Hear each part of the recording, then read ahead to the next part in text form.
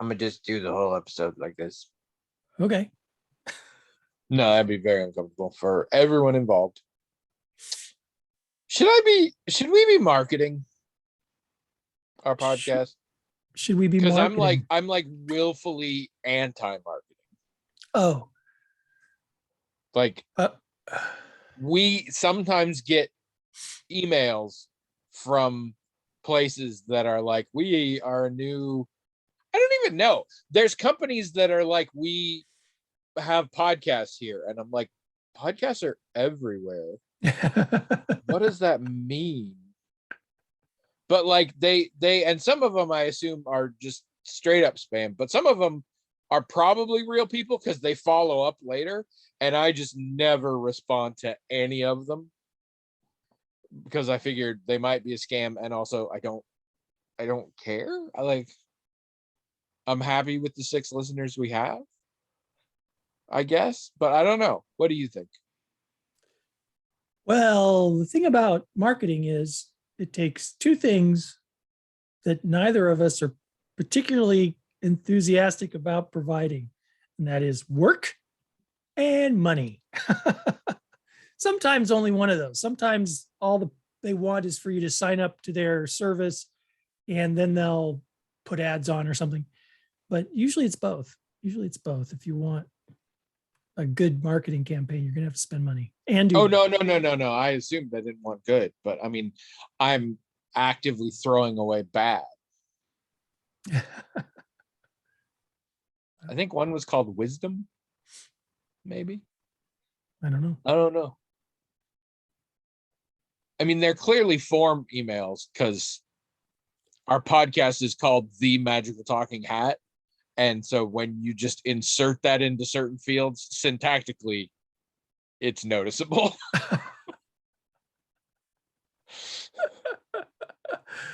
Well, like I say, some of them are going to be just, they want you to list on their site because people go there to find podcasts and they sell ads to people. Yeah. So they feel like the more podcasts they have in their directory, the more people will go to their site, the more ads they can sell. So it doesn't even really cost you anything, but yes, it's still effort to, hit reply. Well, And say, sure. It used to be you'd have to send an outfit like that some kind of a banner that they'd put on their listing, or I mean, it was a little more work than just sure list me. You'd have to send them specific information, or even sometimes almost like a code, embedded code or something. I mean, I remember I had to do this for Stuck is what I'm talking about. I would often get contacted by people who had, what they did was they had a web comic directory or sometimes a photo web comic directory that they wanted to list me on. And they would do it for free, but I had to send them all this stuff so that they didn't really have to do anything to embed whatever. I had to send them a banner. I had to send them, like I said, sometimes some code. I had to send them whatever. And I did it a few times. I was on a few directories, but the more stuff they asked for, the less likely I was to send it to them because it was just a lot of work. I'm going to say 45 seconds ago in this conversation, we hit the max amount of work I want to do. So what I'm getting from that is probably not. It's probably I shouldn't bother. I mean, the minimum amount of work you'll do is getting back in touch with them to find out what they want from you. I mean, that's at least that's the least amount of work you'd have to do. And then they'd answer you, and then you'd have to decide, okay, they want money, so no, or they want these 5 things. Yeah, deciding. Some of them might not want much of anything, just a permission or something to link. I can't take that chance. I mean, that's been a long time since I did that stuff for Stuck, so maybe it's different too. I have no idea. Stuck ever take off, make you independently wealthy? No, I didn't think so, but sometimes you just don't mention things. So I didn't have a way to monetize. And it was a good webcomic. So I mean, well, it got a lot of traffic. I assume Stickfa's got a cut. It did get a lot of traffic, and I mean unique traffic. So it got a lot of readership, but I didn't have any way to monetize it.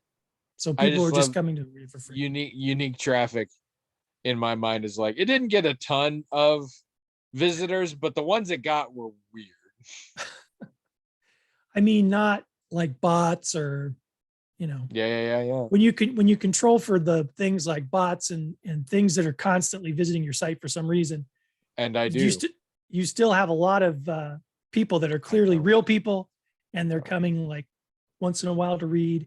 So yeah, I got pretty good traffic, and there were a few people that contacted me who ran blogs or websites or whatever that asked if they could, link Stick to stuck it. on their Yeah. site. So it was kind of nice to get positive feedback about it. For a while, people were getting there through Wiki because there was a Wiki article and Stuck was mentioned in it. But I don't think that's a thing anymore. So Fun fact, the word wiki comes from the Hawaiian term wiki wiki, which means fast. okay. I am 85% sure that is accurate.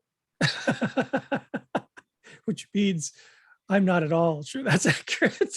Well, I am sure of the second part of it. Maybe it is. Wiki wiki is a Hawaiian term that means fast.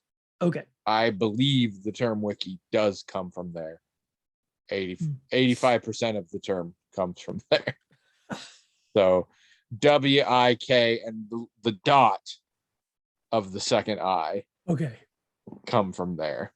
The rest of that I is from somewhere else. I Robot, probably. I Claudius, something Who like knows? that. When you combine half fast, half Hawaiian fast, and just the beginning of I Claudius, you get wiki. If there's anything you can take away from today's episode, let it be that. Hello, everyone. Welcome to the Magical Talking Hat podcast, the only podcast where it's incredibly easy, if you pay any attention at all, to tell whether or not I came up with this bit beforehand or if I'm just winging it in the moment. Guess which one this is. I'm Tony. And I'm William, and this is episode 575. Sounds fancy. Does it? Yeah, it does. 575. Well, you are the fancy expert in this business we're running. So should we create like an LLC? Like, do you think we're likely to get sued? Okay, hold on a second. You never invite me to business meetings, and suddenly we're having one right on the podcast. Yes.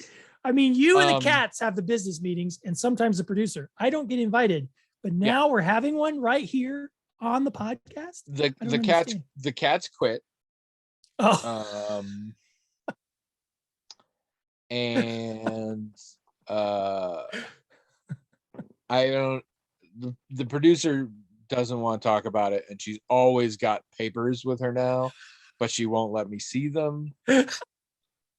So they say crap rolls downhill, and I find myself at the bottom of the hill. So I was just hoping maybe I could dig my way down to you. That sounds reasonable. For comfort. I don't think an LLC is necessary. No. All right. If you listen, don't sue us. All right. For those of you just joining us, also don't sue us. We have a hat. It's magical. It has its own email address, the magical talking hat at gmail.com. People, some of you, it should be more if you really loved us. Write that email address, themagicaltalking@gmail.com, with whatever the crap you want. And then the hat magically on its own forwards those emails to us, and we read them on the air, talk about them till we're bored, do that for about an hour. That's the whole show, except the parts that aren't, which is usually a lot of it. This is Trish Homemade Caftan number 3. Oh, nice. She finished it just in time for the weather to get too warm to wear it. because it's flannel. But I like it. It is comfy, but yeah, it's gonna get too warm. Although, what the crap weather. I know, it's crazy. Monday we were within spitting distance of 80. This morning on the way to take Trish to work, it was snowing. Yeah. I mean, it didn't stick or anything, but No. But and something it's else. insane. I don't know what that's about. I don't like it. Pick a lane. Weather. We had the windows open. We had the windows open overnight 2 nights in a row. Wow. And now I've got the damn heat back on. Yeah, we've played that game too. Open windows and heat, or I think one day we even had to turn the air on for some reason, but then it was heat Nope. again. So We weren't quite there. We have a bit, thanks to our large trees, we have a little bit of a microclimate situation in our yard, which we like. It tends to be a little cooler than across the street, I guess. I don't know. So how was your week? let's see. And for the record, in case you were hoping, as I was hoping, this time would be dedicated to talking about Spider-Man No Way Go Home, Go Over the House. We haven't watched it. We were gonna watch it last night. Things went crazy. We will probably watch it this week. So I mean, we haven't been watching anything really worth talking about. This week I'm getting screwed over by Severance. why? Well, I'm still super into it, but I forgot the one rule. No streaming service dumps an entire season at once except Netflix. So when I Right. said there was only 6 episodes, I was wrong. It's still coming out. There's going to be 9. And from what I can tell, there's going to be a second season. And so now I'm still super into it, but I'm like, they're not going to wrap up shit, are they? They're not going to tell us fucking anything. That's going to be annoying. But I decided this week. So classes ended last week. I have 3 weeks off, and I decided this week I was going to dig into the DSM, the Diagnostic Statistical Manual. Yeah, that's what you should do when your school's out. Yeah. I knew that you would react that way. The thing is, I asked my professor if they had any idea what homework would be in the future so I could get a jump on it now. the thing is, What else am I gonna do on my Friday nights? I've noticed, what am I talking about? I have some experience with the DSM just because Yeah, you I've always been kind of interested in it. There's a whole chapter dedicated to you. Yeah, dedicated to me. So when I started graduate school, I finally bought one. I didn't know why I didn't have one because I was always looking stuff up from it, like online and things. So I thought, wow, now I have a really good excuse to get one. And I intended to take a good look at it, like the whole time since I've had it. We're not going to really cover the DSM in classes until later, but I'm just very interested in, everything it has to say. So this 3-week period, I don't have a project to work on. I don't have WISP to work on because I finished the writing for that. Now I'm just kind of waiting on the website to get back to me with some art and stuff. And you don't have any novels you need to reread. I know. I need to do that too. But But first, the DSM for fun. But I picked it up and couldn't put it down. That sounds like something that should be in the DSM. I'll tell you what, when you go to Phoenix, you tell all your classmates that this is what you did over. I will not do that. I will not do that. Then you will not have any problem dealing with them because they will not hang out. I know. That's why I'm not going to tell them. It's just something I've wanted to do for a long time. Have you told your therapist you're just reading the DSM? Yes. She thought How that was. Did they react? She thought that was pretty cool. Oh crap! You have a bad therapist. Oh crap! All right. If you'd like to help stage an intervention for William, go to the blog, themagicaltalkinghat.com. Because this ain't right. But I feel better knowing you were reading the phone book or, Well, train spotting or something. the point is, a lot of the stuff that I'm studying in graduate school are things that I'm really interested in, have been my whole life.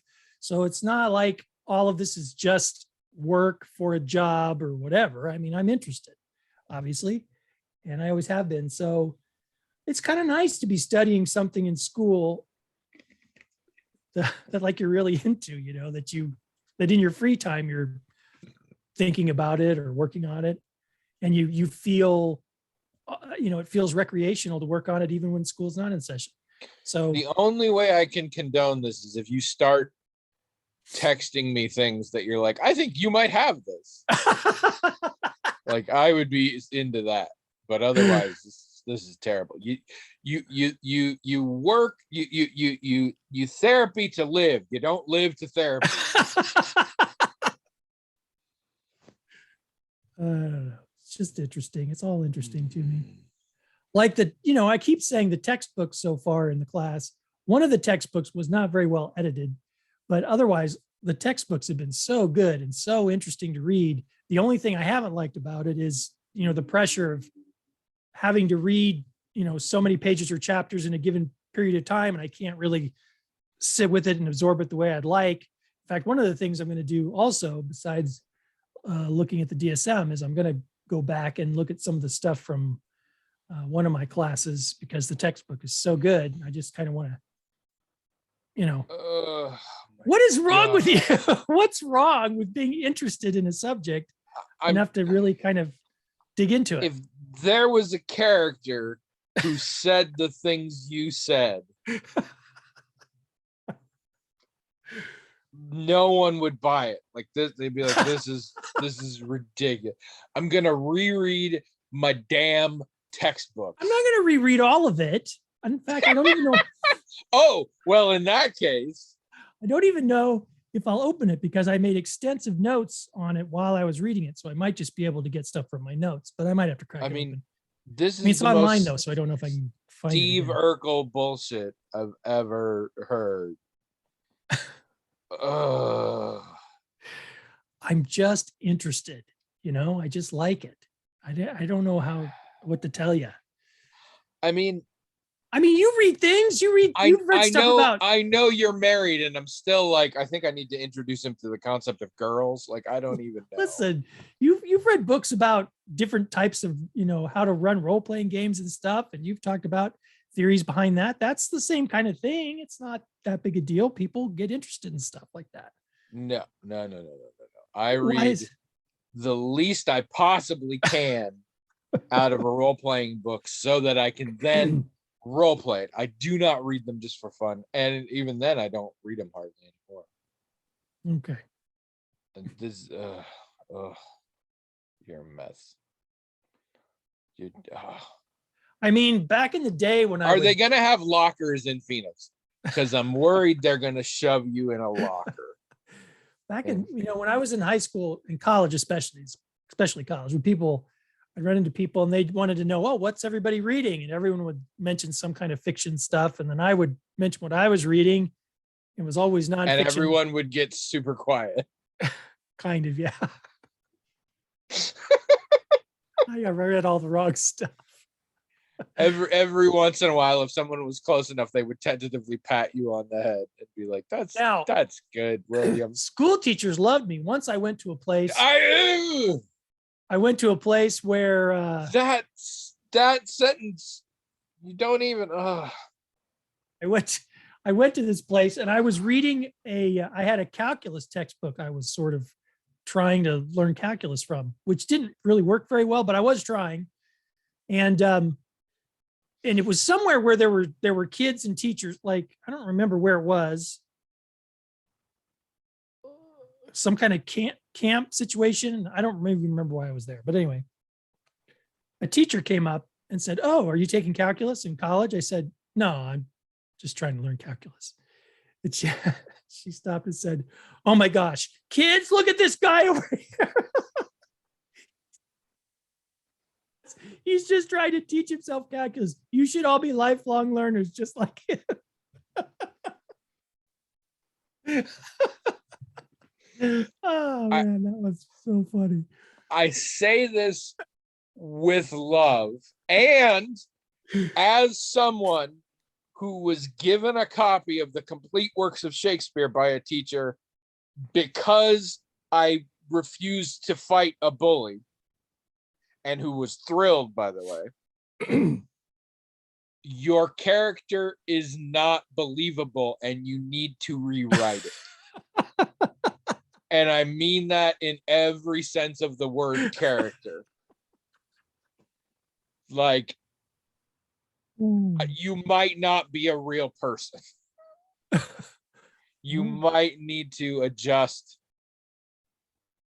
your brain life to be, I don't even know. You're oh man. Like, I forgot that happened. That was pretty no funny. movie could get away with having you in it. It would get, Are you sure? I mean, I'm sure there are other people. you're solidly sitcom territory. You're the neighbor who, yeah. I don't think that's true. I think there are a lot of people who who like to learn things and they're get who books. self-teach calculus at camp. It didn't work. I wish I knew. Yeah, no, that's yes. There we go. There are plenty of the movies have movies about people who self-teach calculus at camp, and it works. And that's the plot of the movie. And they are in history books and stuff. I guess you're right though. I guess for every fucking beautiful mind or whatever, there's gotta be like 12 U's. Yeah. We think, oh wow, this would be great. I'm going to learn this. And then I'm not really getting it. William could stand, but he could not deliver. Yeah. Well, For every Jaime Escalante, there's a Willie Wright. it was a church thing is what it was. I mean, I was an adult. I wasn't in camp. I think I don't know why you think that makes it better. I think someone working there was someone I was picking up or something, giving them a ride, but I had to wait for them, and so I was reading my calculus. And then one of the counselors / teachers came by. Oh, you taking calculus? No, I just want to. The worst part of it is this conversation alone, we have gone through like 40 great episode titles, and I don't remember any of them. I feel like we've wasted a gold mine here. Oh well, that's life. How was your week? I mean, better than that. And I was sick. Oh, I'm sorry. I didn't know you were sick. I'm sorry to hear that. I think it was allergies. I don't know. The real shitty part of it is consequently I did not go to see my niece play the baker's wife in Into the Woods, and I am tremendously bummed about that. She was amazing, and as she always is, and Into the Woods I'd say is my favorite musical of all time. Baker's Wife might be my favorite part. I always say which because I feel like you're supposed to say which. Baker's Wife might edge it out, which is good, but Baker's Wife might edge it out. So I'm very disappointed about that, and it was not a fun time. I think it was an allergy thing, but it was just really bad, and so I just slept a lot. I am feeling better now. I've been careful this week. I didn't well, gaming ended up not happening, but I was gonna do it over Zoom, and I just picked up groceries instead of shopping just in case I found. But we took 2 different COVID tests, and both came back negative. So okay. Well, the second one came back negative. The first one. So when you have a COVID test, you're supposed to look at it after X number of minutes. Okay. But before Y number of minutes. Oh. And I fucked it up the first one. So okay. it said negative, but it was past the point at which we could trust it. So then the next morning, basically before Trish left, we took another one. So because if we didn't think I had COVID, but I felt bad enough I wasn't going. And if it had come back positive, Trish was also not going to be going. Right. But it came back. So, and I mean, it wasn't the right symptoms or anything. So, but just being careful. This is a thing I hope we all learn from the experience in general. You can just be a little more careful when you're sick. Like, Yeah, sure. I hope this really, not that everybody didn't already know this a lot, but like a little preventative care to spread stuff can help a lot. Yeah. For And everything. now that we all can work from home and shit, like, yeah, just do that. Yeah. The masks thing, I feel like I'm the only fucking person out there still wearing a mask. Like, when I go places, I do not see people wearing masks anymore. Yeah, I don't either. I do see some places, like my therapy clinic says you don't have to anymore. And nobody was, including my I had mine on, and when she came to get me in the waiting room, she's like, "Do you want me to put back?" I was like, "No, I was gonna take it off when we got to our office." So, and like when I go to the gas station, some places, some of the employees are still wearing them, but again, that's starting to become the minority. And to be fair, I have it easy because most of the time I don't need to wear them. So like I put it on before I go into the convenience store, and it's not a hardship for me. But I feel I hate to say it, but like the pressure to not wear it is starting to creep up on me. I'm starting to get the like everybody's looking at me, and nobody has said boo, and I haven't said it. Like I am not at all having an issue with other people not, I get it. You figured it out, and this is where we are with it. And everybody's on their different level, but I start to feel weird. I'm like, oh, I'm the weird guy still wearing a mask, and I worry that people are judging me by assuming I'm judging them for not. Well, and that's not like, and I'm not there yet. But there's lots of places where I've gone without a mask. Mostly, at first it was, oh, I don't have a mask on. And I didn't even think of it because nobody else did either. And then I would see someone with a mask and I go, oh my gosh, I forgot to put a mask on. But it's not just that some people are wearing them and some people aren't. I'm not noticing any kind of weirdness. Like nobody seems to be weird toward a person wearing a mask or vice versa. It's just everybody understands you're comfortable, you're not comfortable. That's all cool, which I think is neat because, they've been doing like in some countries that had like bad, SARS outbreaks and stuff at previous times, they started wearing masks, and then you'll see, like when you watch the news, they show a scene on the street, some people wearing masks, some people aren't. And it's clearly a voluntary thing, and some people feel comfortable with it and some people don't. But it's obviously not a thing anybody minds, And I think that would be cool if we got to that place too, because I know a lot of people would have a reason to, whatever reason they have. No, their reason. I want us to adopt the I have a cold, I'm going to wear a mask thing. And yeah, whatever. Or during flu season, more people wear masks or whatever. I think that's good. There was a time before COVID when if you're the only one wearing a mask in a place of business, you are high on the list of suspicion for going to rob the place. And I'm just worried we're going to get back to that point and I'm not prepared. Well, I hope not. I don't want to start getting profiled. I like the idea of, that even though nobody has to, there's no mandates or whatever, that some people who feel like it's necessary or feel more comfortable feel like they can do that, and no one's going to give them a hard time. No one's going to look at them like they're weird.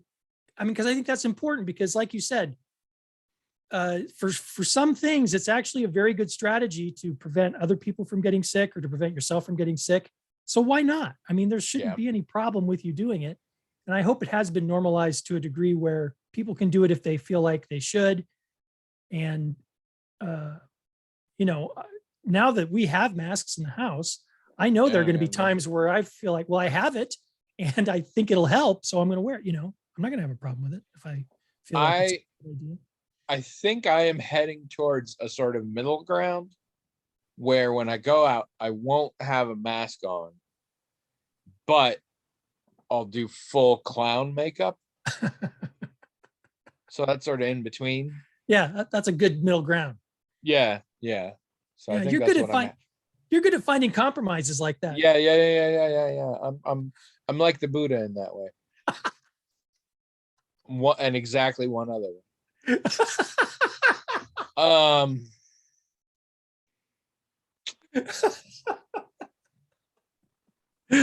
Oh, that's a good one. I've been see,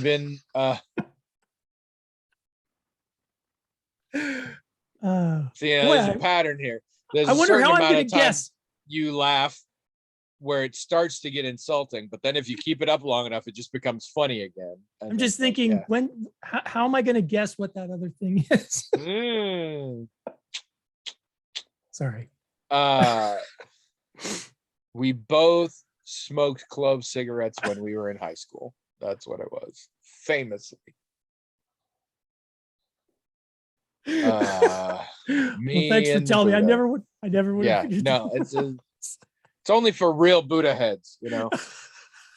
That's what you call people who are big fans of the Buddha, is Title of Buddha the heads. title of the episode: Real Buddha Heads. I don't know. That's a good one. I mean, it's so offensive to Buddhists though, but like Oh hell, maybe. that's fun. So there's a um on Taskmaster season 5, the final task was a team task. And what it was they met this woman who they'd never seen before, and they had 10 minutes to essentially interview her and learn everything they could about her. And then they had to write and perform an original song about her. And the teams, because it's always 5 people, so there's always a team of 2 and a team of 3. And the team of 2 were Nish Kumar and Mark Watson, who were sort of the whipping boys of the whole season. They did not do well on things. Okay. And then the other team was Bob Mortimer and Sally Phillips and Ashlyn B. And so Mark Watson and Nish Kumar come out and they sing. The woman's name is Rosalind. And they sing this song. And actually, Nish played guitar and Mark drummed, and they did this really, really nice sort of boppy singer-songwriter vibe called "I'm Always Seeing You Do Cool Stuff," and it was a very much a ode of it was sort of I guess sort of a love song in a way, but it was talking about how much they sort of admired her, but like they couldn't ever match up to it, and it was quite funny and it was good musically. Which was very surprising, and everybody loved it. It was great. And then the other 3 came out, and they didn't play things; they just had backtracking, and they did cool harmonies and stuff. Their song, I believe, the title of the song was "Quite Good Considering," and it included at the point, like at the climax of the song, they all sang the line to her face. She's in the audience, just her. And they sang things like Rosalind is a thief, Rosalind's a nightmare thing throughout the song. And then at one point, yeah, they all sing together in just huge harmonious chorus. Rosalind is a fucking nightmare. And I bring this up because I'm feeling a similar position to how the Taskmaster felt at that moment, where it's like, this song was beautiful and they did so well and it's great, but I also really love that these people would say to this kind 60-some-year-old woman to her face that she's a fucking nightmare. It's the same thing. I'm like, real Buddha heads seem super offensive to Buddhism. Yeah, probably. But I also, it's kind of like making fun of the Amish. Like, if anybody shouldn't give a shit, like, that's the thing. I would say, if you are Buddhist and you are offended by us saying real Buddha heads, you might be a bad Buddhist.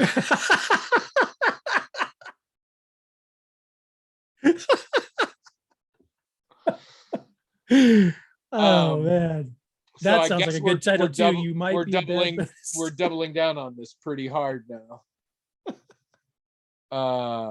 Trish for a long time would call herself a bad Buddhist because she was Hmm. into Buddhism and like found it a good ideal, but like very little managed to make it into her life. And she was always keenly aware of like, she's like, I'm a terrible Buddhist. I think I'm the only person who converted to Buddhism in junior high, Mm. which is like the worst time to be Buddhist. Or For the like a best year time. and a half. Well, I mean, yeah, Yes. it's the best time you should. It is the hardest time to be Buddhist.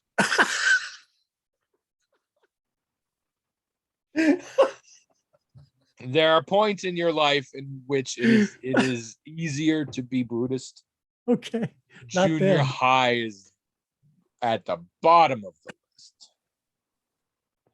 Bad time to be Bad time to be Buddhist. Oh fuck. I mean, it has to be, right? It has to be. I mean, that's one of those, like, we just said the title. Like, we didn't even make the decision. We said it and we already know that's the title. Like, we don't get a vote. The universe has decided. All right. I have still been playing a frankly ridiculous amount of Final Fantasy 14. I am inches away from the first sort of expansion to it, and I'm very excited about that.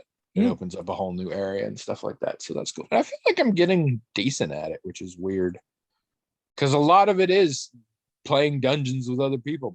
And to be fair, this game is really designed so like you don't have to be real good at it. It's not a hardcore kind of game. But at first I was like, I suck, and now I'm like, I don't think I suck, which is interesting.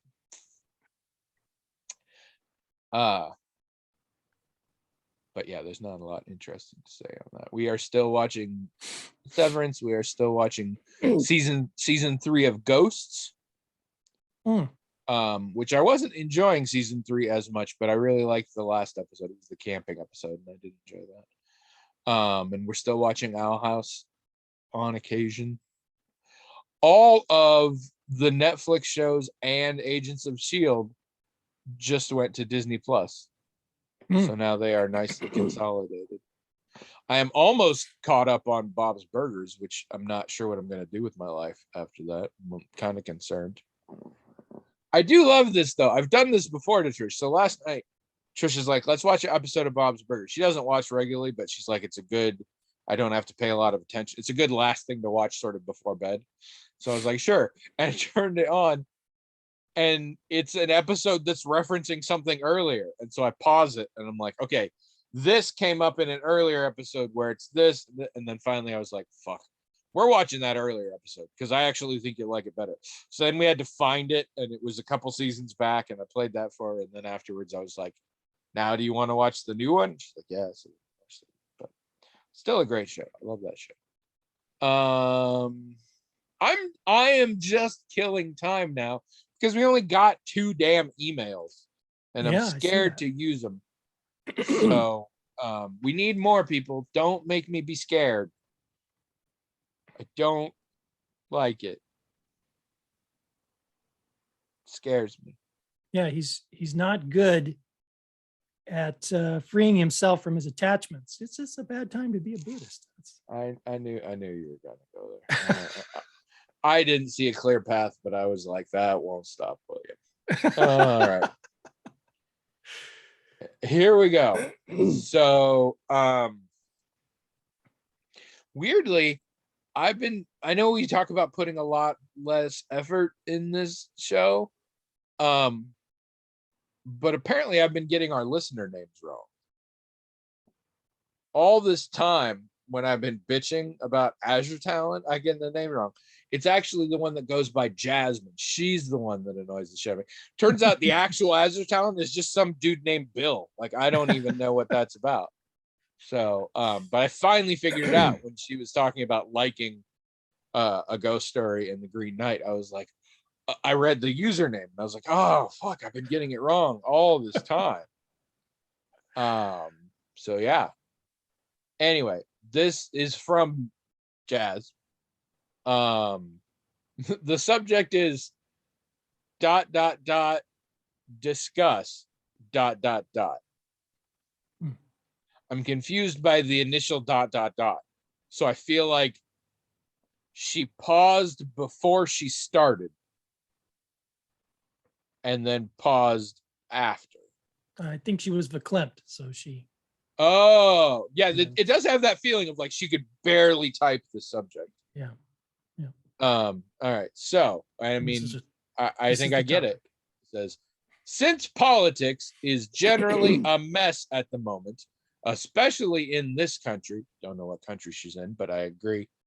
What are some non-violent ways to address general social problems that bypass politics? Hmm. Hmm.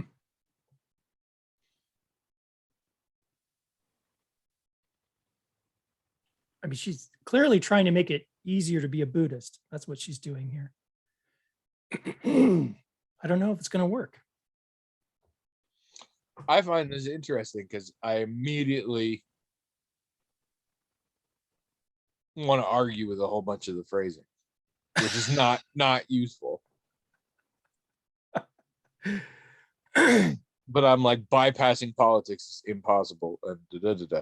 But I get. I'm going to say bypassing the political process Correct. and the political, the mainstream political debate. Or Which, yeah, right. This isn't gonna. yeah. You're not gonna write your congressperson about this. You're not gonna. It's not about voting or advocating for a particular politician.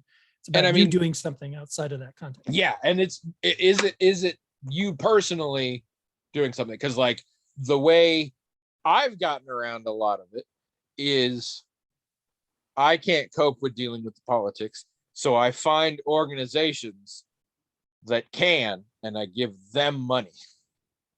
So I'm essentially paying others to fight my battles for me. Mm. But that is not bypassing politics so much as that is just contracting it out. I still believe in it wholeheartedly. These are people who have the mental fortitude I don't to be able to do this. And also the resources and the knowledge to do it more effectively than I ever would. So I give them money to fight the good fight because I would fight it badly. But it is not the same as bypassing politics. I mean, to me, immediately it's a grassroots thing. The way to eliminate the politics is to eliminate the abstraction in between. So dealing with homelessness while bypassing politics, build a house and give it to somebody.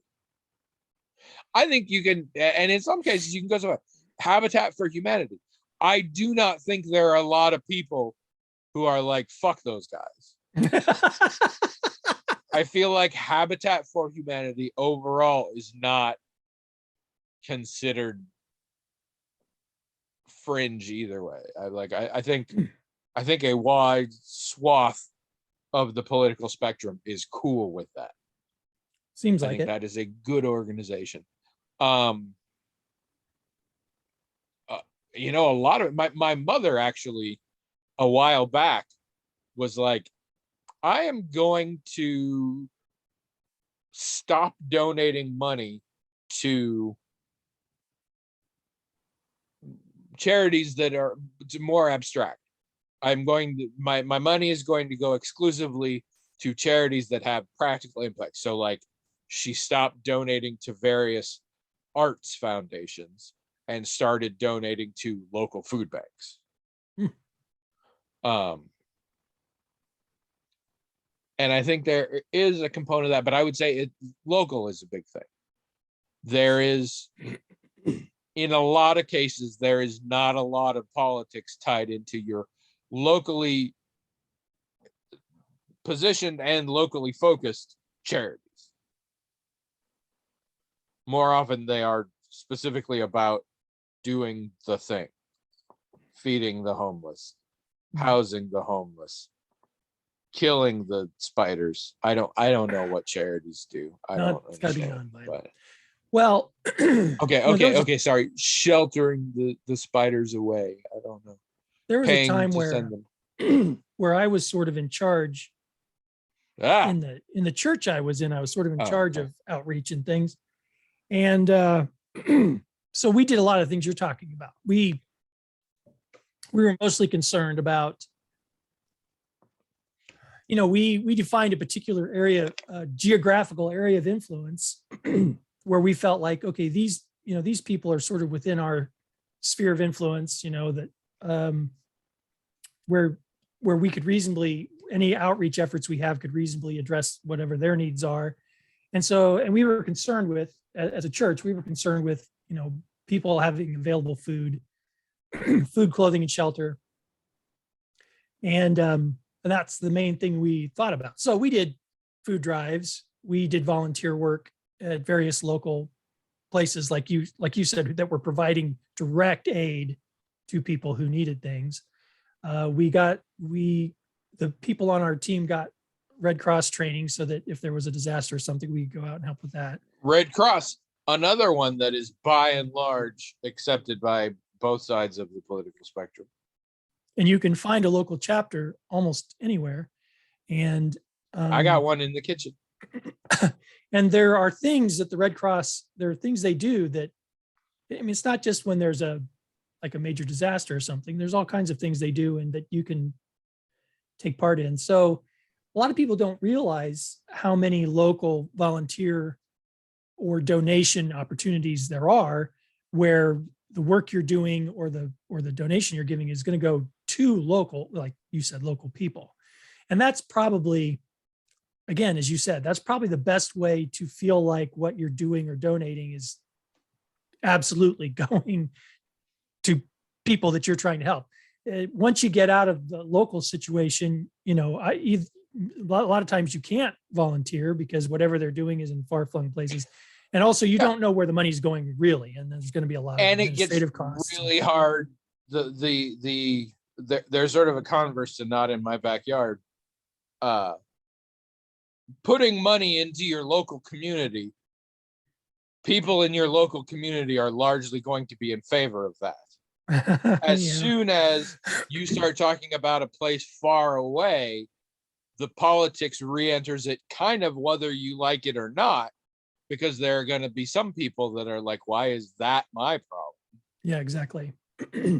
I think there's also things. So that becomes a thing. Like, as much as there are things locally here that we could do that could help out, everyone in Iowa City is by and large better off than everyone in, Southern Sudan, that kind of thing. Sure. But I think at that point we can't, I mean, it becomes a little tricky as to what you want to do for helping, what social problems you want to help with and what society we're talking about. But then there are, like, if you want to address things like climate change, well, obviously that's not just a local issue, but there are things you can do in your own life. It could be if they would listen to my bubble proposal.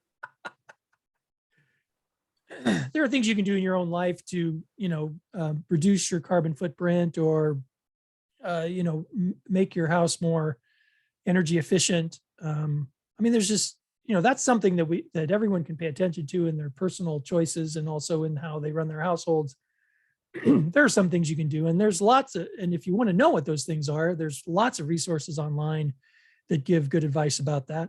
I would suggest that you do research on whatever it is, because when you go looking for things online, as we all know, you're going to find a lot of things that are presented in a particular light. So you might want to be sure that you write a lot of them. That you check sources or investigate certain things that people tell you to do that they think is going to be helpful to the environment or whatever. But there are things, and are there good sources you can find that'll help you manage your household or your personal life in a way that you can feel a little bit better about its impact on the environment. Yes. And while I absolutely think that is something people should do, and that is a good cause and a good way to handle it locally while still, I can bigger. I don't think it falls into what Jazz is asking about, because I hate Probably to not. say it, but climate change is by definition a political issue, because a surprisingly large number of people are like, yeah, that's all bullshit. Well, So they're kind of like, even I don't know there's a way to help with vaccination issues while keeping politics out of it these days, because a lot of people consider that politics. right. But I mean, okay, that's a perfectly good example. Climate change. Are there people who are denying it? Yeah, but I think the major problem is that the people who aren't denying it still can't all agree on, you know, Oh which yeah, which model of the future is the most reasonable one, which things to do about are the most reasonable ones. I mean, there's plenty of disagreement just between people who do agree that it's happening, but what should we do about it? And you're right, that is an well, and issue. That's a again, problem. I am not speaking in terms of whether or not it is an advisable idea or anything like that. I'm speaking purely as a thought experiment within the confines of No, Jazz's yeah, email. you're probably right about that. And well, and this is the thing, and I can't remember, but somebody pointed it out one time, like people who are political junkies, people who like to like follow politics and talk about politics, and how some of us like me can't even cope with that. It's because everyone seems to have two categories, one called politics and one called real life. And it's actually one thing, and it's just where you put the line. So if it's an issue that doesn't impact you very personally, it's just politics, and you can just debate for fun all you want. But then other times you're like, yeah, no, I don't want to debate this because this isn't politics. This is real life. And so, like, there's a lot of old dudes out there who wouldn't have the capacity, let alone the inclination, let alone the opportunity to get someone pregnant, who are happy to debate abortion all day long. And then there's other people for whom it's a real issue, who are like, no. And well, and people like me who also, I'm not getting nobody pregnant, but I'm like, no, that's not, we cannot agree to disagree on certain aspects of that. And it's the same thing, like climate change, within the confines of what Jazz says, I don't think you can do anything about climate change. Mm. Because people have made it into politics, and it shouldn't be. We can discuss the politics of how to solve it, because people do have a lot of differing ideas. But the fact that we're not all on the same page, like this is something this is a problem that needs to have a solution, is insane to me. And I'm like, I can't / won't debate that, because I'm like, no, it's not, it shouldn't be a debate. And the fact that it is, like, I'm gonna punch you in the face. Like, I can't be like, oh, let's discuss the pros and cons. No, it's a real fucking thing. So you obviously are of the impression that there's a very significant number of people who don't think it's a thing. Well, there's a loud number who have a lot of money and influence, which unfortunately nowadays seems to have more social cachet than a large number of people. I'm saying there are people who are very wealthy, very influential, and not ostracized, who go on to television and other places and say it's bullshit.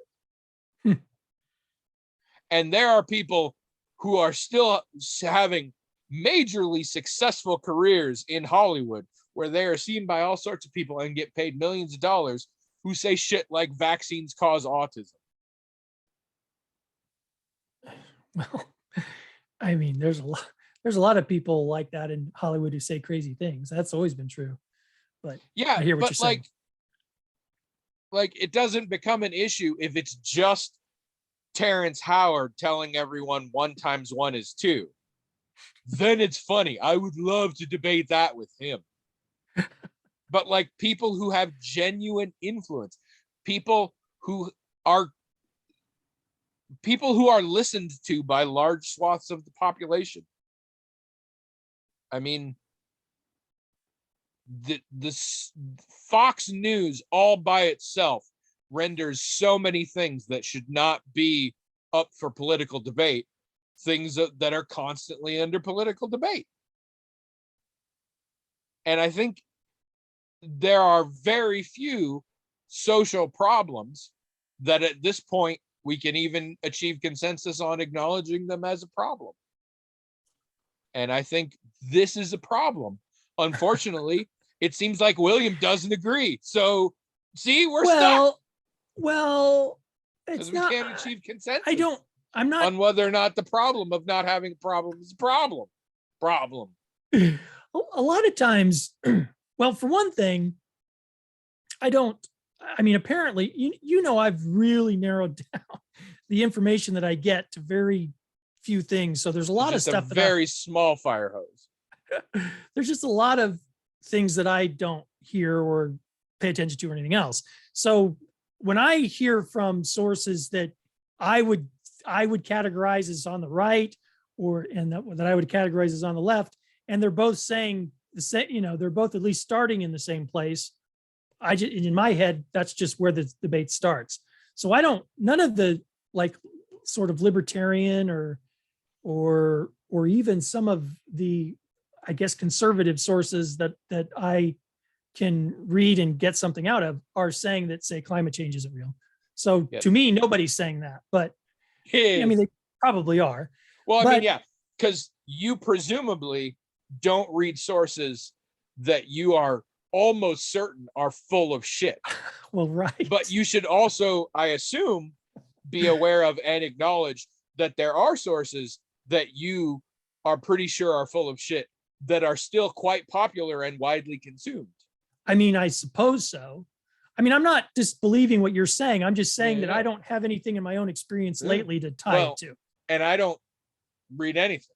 So, but but what I notice is a lot of times that, I mean, at least in the stuff I'm looking at, the issue with social problems is not so much agreeing on whether or not a thing is a problem, but agreeing on how it should be addressed. And you've got, yes. And the main debate is, well, should government handle it at all, first of all? And second of all, if government should handle it, what level of government?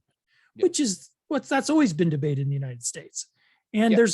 there's more contentious disagreement about that now than there used to be, where people could compromise in the past, but now they're like taking these extreme views about it. It seems to the degree that I don't think there's consensus on what's a problem. I think it has gotten to that point. I mean, it would be great if we could focus on, like, if we could all agree what's a problem, then we can start debating how to fix it. But there's stuff that we're like, no, it's not a problem at all. Okay, let me give you an example. So sometimes, it won't be a very specific example, but this is the kind of thing I'm talking about. Sometimes, so the problem X will be presented, right? And one side will say, we need to pass this law to take care of problem X. Yeah. And the other side says, I'm not understanding your concept. Your concept is incredibly clear. But let me finish my example. Okay. Just so I know that what I'm talking about. And the other, that'll not happen. The other group says, no, we should not have a law to address X. Now, the problem as I see it is, what happens next is the group that wants the law thinks that the group that doesn't want the law doesn't believe the problem exists, or doesn't want to solve the problem, or gains financially from the problem existing. Yes. When this group isn't saying any of those things, they're just saying they don't think a law will solve the problem. Yes. And so then what I'm saying is, there are lots of people out there who are widely consumed and widely respected by large portions of the population who say in explicit terms, X is not real. Well, I mean, I suppose that's, I mean, that must Climate change is a great example. There are legitimately famous and popular people who are listened to as though they know what they're talking about by large portions of the population who say climate change is not real, it is made up. And you think they're carrying the conversation more than the people who are agreeing that there's a problem but just disagreeing on what to do about it? Not at all. But they are Oh. there enough that now we have to debate this. Hmm. What I'm saying guess. is you can't keep the politics out of it because there are people who are like, no, it's not real. So you're just pushing your weird agenda by trying to convince me it's real. But I mean, for that to be true, that those people who are deniers of whatever they're deniers of, they've got to have a pretty significant audience, though. I mean, right? Yep. Yep. Interesting. And I don't have any Interesting. numbers. I just see them a lot on television and I hear about them a lot and I know people who believe in them. And I mean, here's the thing. It is possible this doesn't happen anymore since Thanksgiving. Oh, I see. mean, I don't even know how to, I mean, it's just, to me, it is so Ted Cruz, Donald Trump, Tucker Carlson, the entirety of Fox News, Jean Perot or whatever.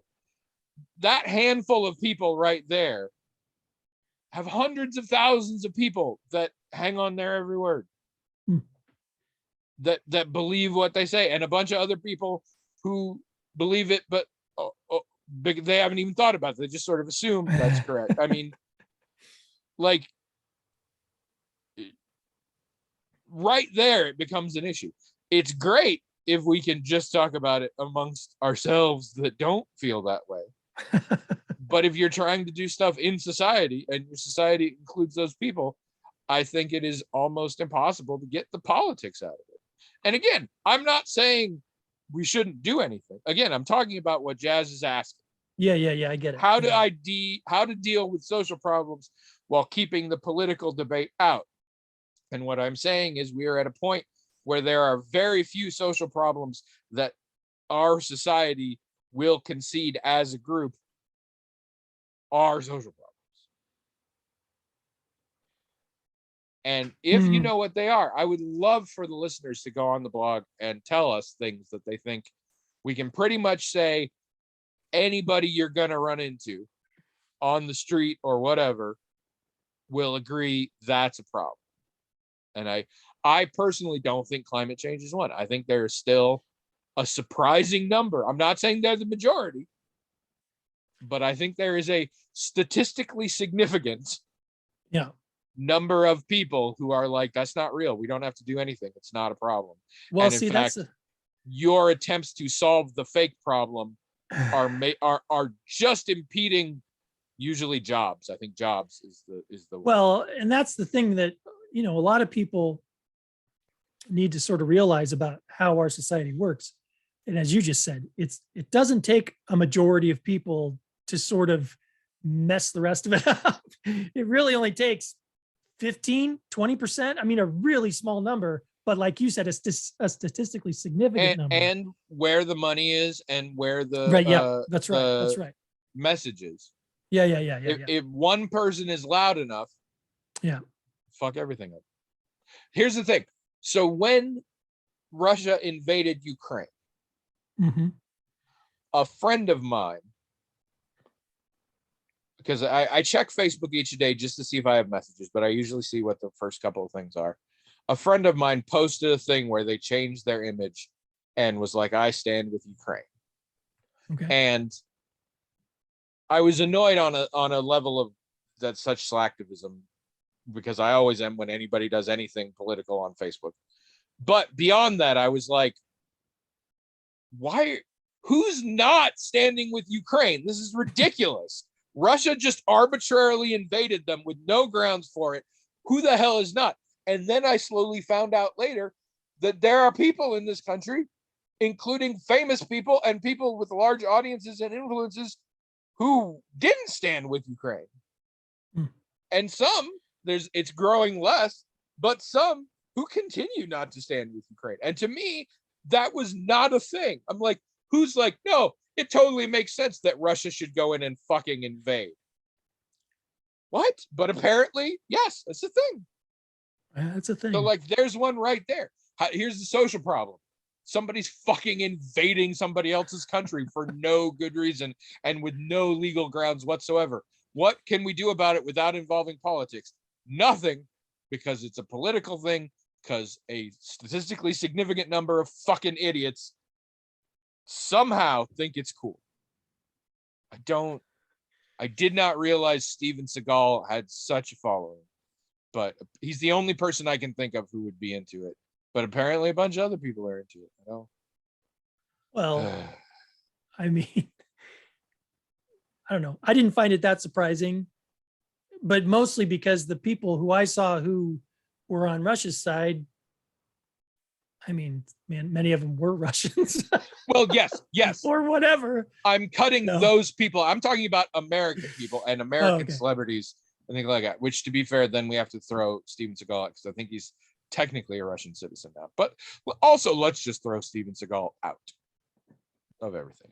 I just put it in there because it's the only celebrity I can think of who's like super into Putin other than Trump, obviously. Sure. But I mean, there are also people who I've, followed or that are in different, sometimes they're on news programs I watch or whatever, who've been critical of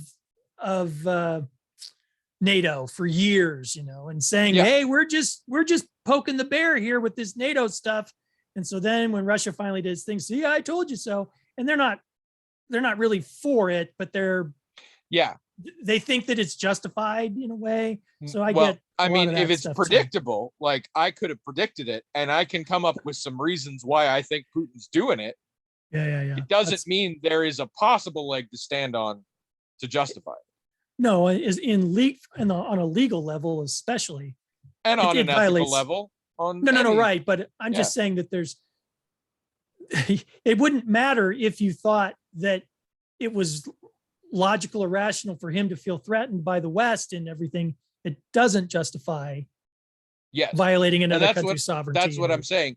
It's bizarre to me that people in good faith can debate whether or not it's justified. Yeah. And it didn't occur to me that it would. Like, there are some people that will say it that I'm like, yeah, that's not in good faith. You're doing it because you're going to make money on it, or because you already did make money on it. But that other people who don't have like direct benefit from it are like, no, I can see why this would be justified and it should be okay. It makes no sense to me. And yet there is sort of a weird group of, a weird phenomena in the United States of people where people seem to admire Putin because of the way he does things, like kind of like they admire political strongmen or whatever, and he's one of those, so they admire him. I think there is a little bit of that among some Americans, which makes it all the worse because he's just as shitty as a lot of people we have here, but way more effective at being shitty.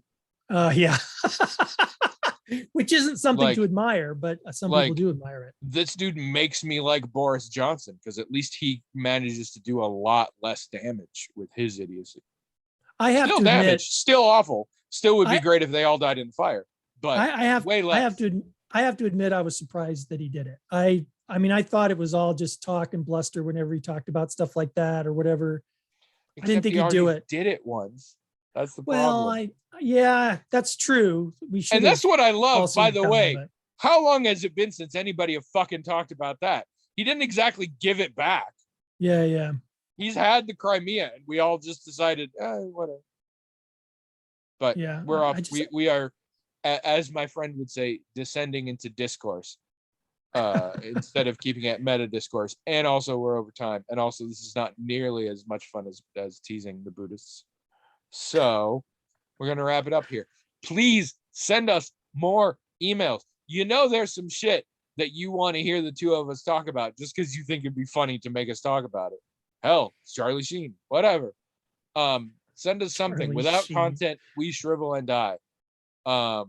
And we have all of our financial well-being is invested in this show making money. So you need to help us. So write in. Also, seriously, go to the blog, themagicaltalkinghat.com. If you think you have a social issue that one can basically avoid political debate as to whether or not it's actually a problem, because I'm very curious. I'm sure there are some. I'm I'm a fucking mess. So Well, I you see know, I everything need is on fire. So I would love to hear. like I feel like I have a medical condition that requires that I don't eat, I stay far away from wherever those people are. So Well, I'm not going to the know good news is what's going on with those people. any minute now you're gonna know what that medical condition is because you're reading the DSM. So full circle, you fucking loon. But write in themagicaltalkinghat@gmail.com. Go to the blog, themagicaltalkinghat.com. And again, listen next week. And also, I'm sorry I made fun of you guys. Please don't stop listening. I need you to stay around. Please don't go anywhere.